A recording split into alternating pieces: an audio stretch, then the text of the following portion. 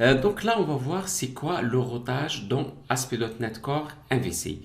En général, dans une application ASP.NET Core MVC, on a plusieurs contrôleurs. Donc, on peut avoir contrôleur 1 jusqu'à 4, ou bien jusqu'à 50, ou bien jusqu'à 100 contrôleurs. Donc, quand on reçoit une requête, le ASP.NET Core MVC, il va filtrer cette requête. Donc, ça, ce qu'on appelle le routage. Donc, il va filtrer cette requête pour dire quel contrôleur et quelle action avec les paramètres. Ça, ce qu'on appelle le routage en ASP.NET Core MVC. Donc, le routage, c'est le mapping URL to endpoint. C'est-à-dire, il reçoit la requête URL et après, il va le filtrer, il va définir l'ensemble des quel contrôleur, quelle action et s'il y a des paramètres avec. Et aussi quand on crée des links, c'est-à-dire quand on crée un bouton, donc là on va spécifier quel contrôleur, quelle action et s'il y a des paramètres avec. Donc par exemple, on va récupérer la liste des livres de notre web application. Donc notre site c'est par exemple HTTPS Library Book. Donc justement, donc le book correspondant le contrôleur et la liste correspondant l'action.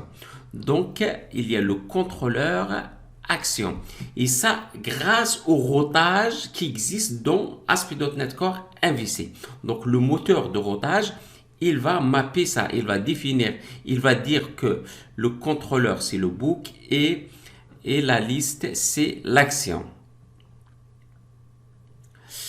Aussi, il y a des paramètres. Par exemple, on veut avoir les détails d'un livre avec le ID 1.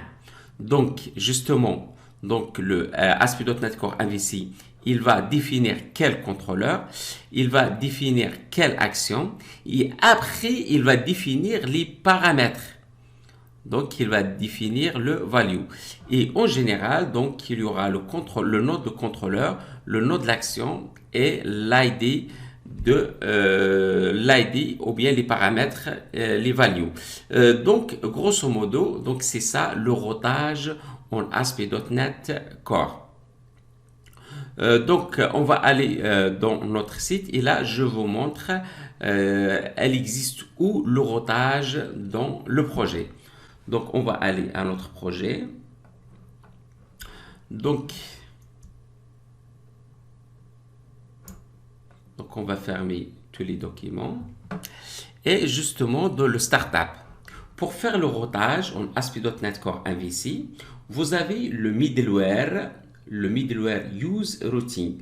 Donc, grâce à cette middleware, on peut faire le routage. Par contre, après, on doit définir comment ça se passe le routage. Comment il va filtrer la requête. Justement, dans le endpoint, on va map contrôleur route. On va lui dire, quand vous recevez une requête, vous avez le nom de contrôleur, vous avez l'action et vous avez l'ID. Donc, l'ID, c'est en option. Donc, c'est pas obligatoire. Donc ça, c'est notre configuration de routage de notre projet.